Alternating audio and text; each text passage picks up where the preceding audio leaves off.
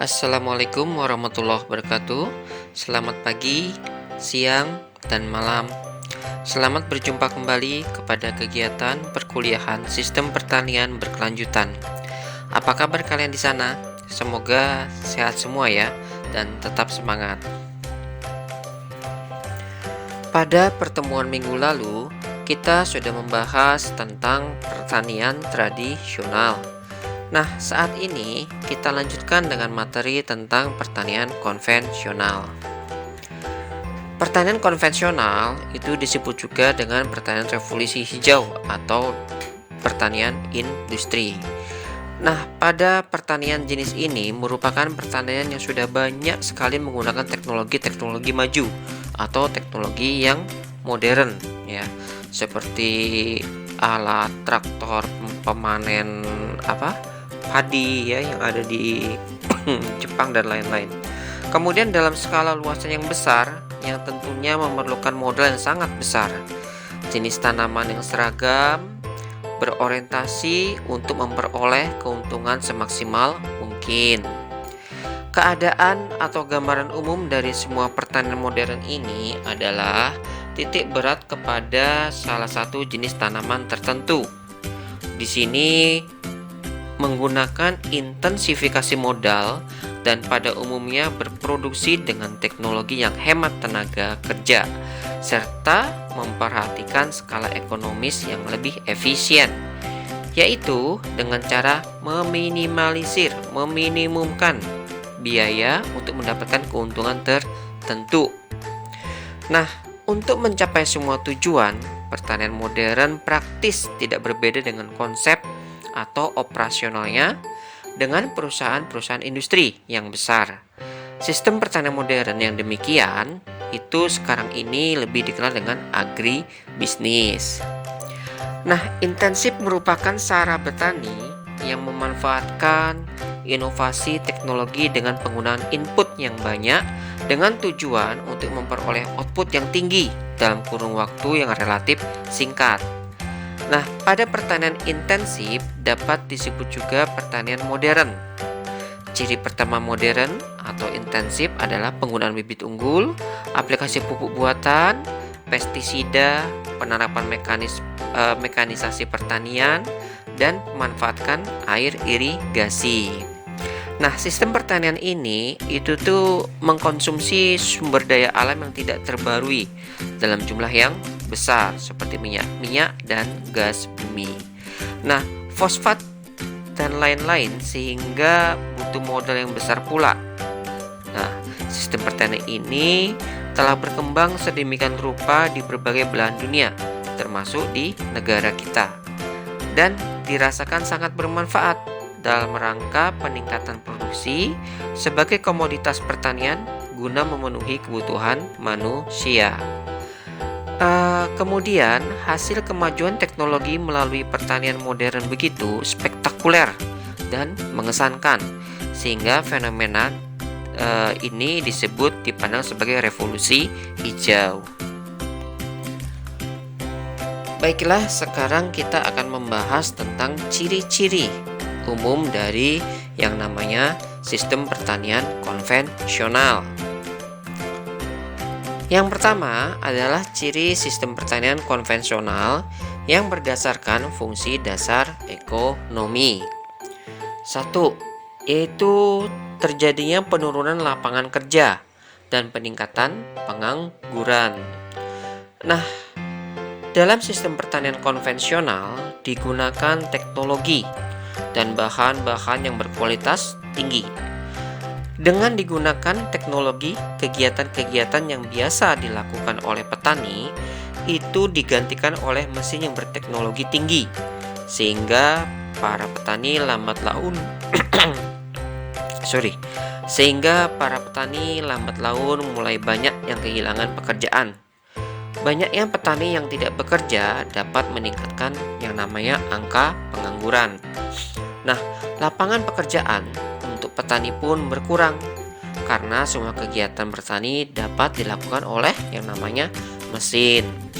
Nah, ini sudah jelas ya. Sekarang banyak sekali kegiatan-kegiatan yang dulunya kita lakukan dengan menggunakan tenaga kerja manusia atau petani ya, itu diambil alih oleh mesin. Contoh untuk menanam padi sawah. Kalau dulu kita menggunakan tenaga kerja manusia ya, dengan ada sistem bagi hasil, ada sistem apa itu? Selain bagi hasil ya, upah ya. Nah, sekarang malah sudah bisa diambil alih oleh yang namanya traktor penanam padi. Ada itu, dan dia dalam waktu singkat ya bisa selesai dalam luasan tertentu. Kemudian ciri yang kedua yaitu peningkatan kemiskinan dan malnutrisi di pedesaan.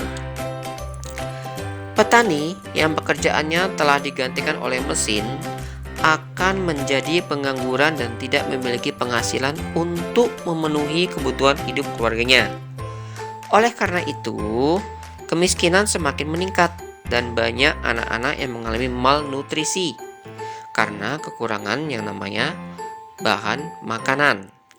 Hal tersebut terjadi kebanyakan di daerah-daerah pedesaan karena kebanyakan petani pedesaan adalah petani dengan modal yang kecil. Oke, ciri berikutnya yaitu yang ketiga, pengeluaran yang lebih banyak. Dengan penggunaan teknologi, sudah pasti biaya produksi akan lebih tinggi karena mesin-mesin harus dibeli dengan biaya yang lebih mahal. Selain itu, pengadaan bahan benih yang berkualitas tinggi itu juga akan sangat mahal. Kemudian pemberian pupuk dan pemberantasan hama dengan menggunakan zat kimia yang lain itu juga akan menambah namanya biaya produksi atau saprodi. Yang keempat yaitu mendapatkan penghasilan lebih banyak atau untung, atau disebut juga namanya keuntungan yang maksimal. Nah, di sini hasil produksi dari sistem pertanian konvensional tentunya akan lebih banyak daripada penggunaan pertanian atau sistem pertanian organik. Kenapa? Dengan hasil yang banyak tersebut, petani konvensional akan mendapat untung yang lebih banyak dari hasil penjualan produk pertaniannya. Kelima, yaitu hanya bisa dilakukan oleh petani dengan modal besar.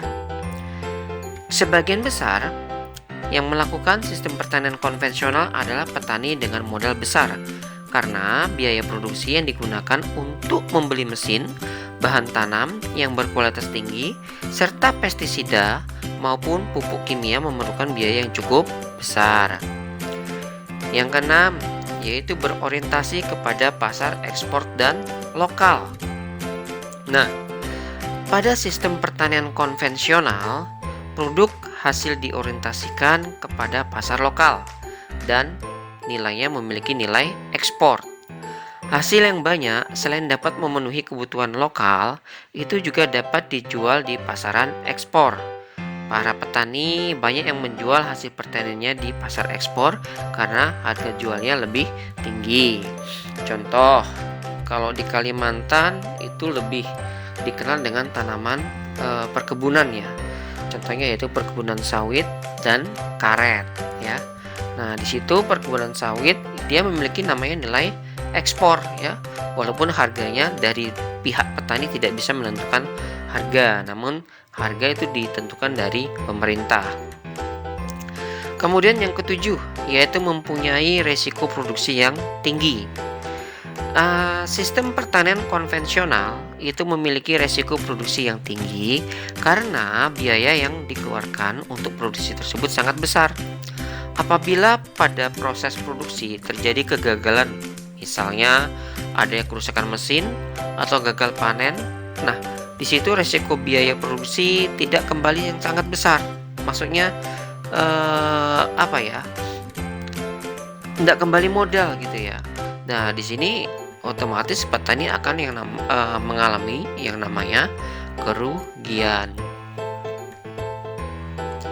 Ciri berikutnya yaitu pertanian konvensional yang berdasarkan kepada fungsi dasar dari ekologi. Yang pertama, adanya peningkatan erosi permukaan, banjir, dan tanah longsor. Dengan penanaman suatu komoditi yang lebih luas, itu tentunya akan menyebabkan perubahan pada suatu ekosistem. Misalnya, ekosistem hutan yang memiliki berbagai fungsi seperti penyerapan air pada tanah itu bertransformasi menjadi ekosistem perkebunan kelapa sawit ya, misalnya ya. Ini banyak terjadi di tempat kita ya. Nah, kemudian apa yang terjadi atau yang bisa kalian lihat di televisi, koran ya, yang kita lihat adalah erosi tanah, kemudian banjir dan tanah longsor. Yang kedua yaitu penurunan kesuburan tanah dan kehilangan bahan organik tanah. Pada sistem pertanian konvensional, lahan yang digunakan dapat mengalami penurunan kesuburan tanah dan kehilangan namanya bahan organik. Hal tersebut terjadi karena seringnya penggunaan pupuk kimia. Jadi pupuk kimia yang kita pakai terus-menerus ya. Nah, ataupun bahan kimia yang lain seperti pestisida yang lama-kelamaan akan merusak kesuburan tanah dan mematikan organisme-organisme yang hidup di dalam tanah. Tentunya organisme yang menguntungkan bagi tanaman yang kita tanam. Yang ketiga, yaitu peningkatan pencemaran air dan tanah akibat dari penggunaan pupuk kimia, pestisida, dan limbah domestik. Pertanian konvensional adalah pertanian dengan menggunakan bahan kimia ataupun alat-alat yang modern. Karena hal tersebut, jika pertanian konvensional dilakukan secara terus-menerus, di sini dikhawatirkan akan menyebabkan peningkatan pencemaran air dan tanah akibat pupuk kimia, pestisida, dan limbah domestik. Berikutnya yaitu yang keempat, residu pestisida dan bahan-bahan berbahaya lain yang di lingkungan dan makanan yang mengancam kesehatan masyarakat dan terjadinya penolakan pasar. Di sini, penggunaan bahan-bahan kimia pada pupuk maupun pestisida pada sistem pertanian konvensional itu dapat menyebabkan pencemaran lingkungan, di mana produk-produk yang dihasilkan kurang terjamin kebersihannya dan kelayakan untuk dikonsumsi karena sudah terkena yang namanya zat kimia. Oleh karena itu, masyarakat mulai berpikir ulang untuk mengkonsumsi produk yang tercemar dari zat kimia. Makanya kalau kalian perhatikan di pasar, itu kalau ada bahan-bahan yang non zat kimia atau organik, itu harganya lebih mahal dari yang non organik. Kelima, yaitu kontribusi dalam pemanasan global. Ya. Di sini ada turut campur ya kepada namanya pemanasan global. Nah, sebagian besar petani konvensional itu menggunakan teknologi tinggi yang tidak ramah lingkungan. Akibatnya banyak terjadi pencemaran air dan udara. Hal tersebut akan berkontribusi kepada pemanasan global. Yang paling banyak menyumbang kepada pemanasan global efek rumah kaca ya.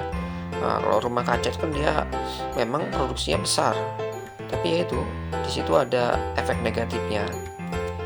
Yang keenam yaitu eksploitasi unsur hara.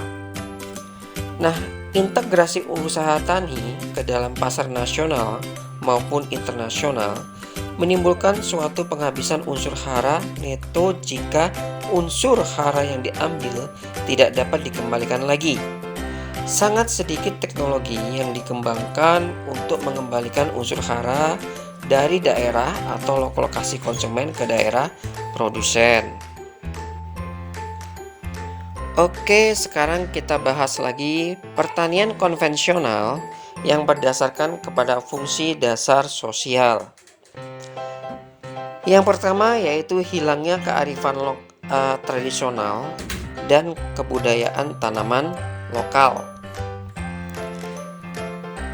Masyarakat Indonesia umumnya bertani dengan memperhatikan keadaan sosial yang terjadi di sekitarnya. Apabila menggunakan sistem pertanian konvensional, tidak ada lagi kearifan lokal atau kearifan tradisional, dan banyak tanaman yang ditanam adalah tanaman yang sedang naik daun atau tanaman yang membutuhkan sangat banyak dan berdaya jual tinggi. sehingga tanaman-tanaman lokal tidak dapat bersaing karena sedikit sekali petani yang menanamnya. Yang kedua yaitu peningkatan kesenjangan sosial dan jumlah petani gurem di pedesaan. Jika di suatu desa digunakan suatu pertanian konvensional, di situ dapat terjadi peningkatan kesenjangan sosial di antara para petani. Kenapa? Hal itu disebabkan karena hanya petani yang bermodal besar yang dapat menjalankan sistem ini. Sedangkan petani yang bermodal kecil itu tidak akan mampu membeli mesin dan bahan tanam seperti petani konvensional. Oleh karena itu, pertanian konvensional akan dapat meningkatkan kesenjangan sosial, terutama di daerah-daerah pedesaan. Ketiga yaitu adanya ketergantungan petani pada pemerintah dan perusahaan industri agrokimia. Nah, di sini terjadi dikarenakan dibutuhkan modal yang sangat besar, maka para petani konvensional membutuhkan bantuan dari pemerintah dalam hal penggunaan modal dan informasi-informasi terbaru tentang pertanian. Petani juga akan mengalami ketergantungan dengan perusahaan industri agrokimia karena kebanyakan mereka menggunakan bahan-bahan kimia. Yang keempat adalah rasa kekeluargaan dan kekompakan antar petani berkurang. Kenapa itu terjadi? Karena di dalam pertanian konvensional itu lebih menggunakan mesin atau teknologi daripada tenaga manusia atau petani. Hal tersebut dapat menyebabkan berkurangnya rasa kekeluargaan dan kekompakan atau solidaritas di antara petani. Padahal hal tersebut sangat berbahaya karena petani bisa saja bersaing secara tidak sehat. Yang kelima yaitu pengabaian pengetahuan lokal petani. Dalam pendekatan konvensional dari atas ke bawah, pada pengembangan teknologi dalam lembaga penelitian, pertanian hanya memberikan sedikit kesempatan kepada ilmuwan untuk lebih mengenal kondisi. Nah, situasi ini tidak dibenahi oleh sikap umum dari para penyuluh dan petani yang telah mendapatkan ilmu di universitas maupun sekolah, bahwa sistem pendidikan formal merupakan sumber utama inovasi dan bahwa informasi hanya bisa datang dari atas. Kemudian keenam yaitu penekanan pada penelitian. Di sini kondisi produksi lembaga penelitian dan tempat percobaan tidak mencerminkan kondisi petani dan tidak mungkin mewakili kondisi pertanian tada hujan yang sangat beragam. Akibatnya, teknologi yang diuji di tempat-tempat percobaan sering tidak bisa diterapkan dengan kondisi petani. Sementara varietas lokal yang baik yang disesuaikan dengan kondisi lokal tidak diakui oleh tempat percobaan. Baiklah, untuk hari ini sedikit saja materi yang saya berikan dan akan saya lanjutkan pertemuan kepada minggu depan. Coba kalian perhatikan di MOLS. Di situ saya berikan tugas ya. Jadi harap dikerjakan dan dikumpul. Di MOLS itu sudah ada petunjuk semua di sana. Untuk komunikasi selanjutnya mungkin kita bisa diskusi, bisa lewat WA atau komentar di MOLS. Terima kasih. Assalamualaikum warahmatullahi wabarakatuh.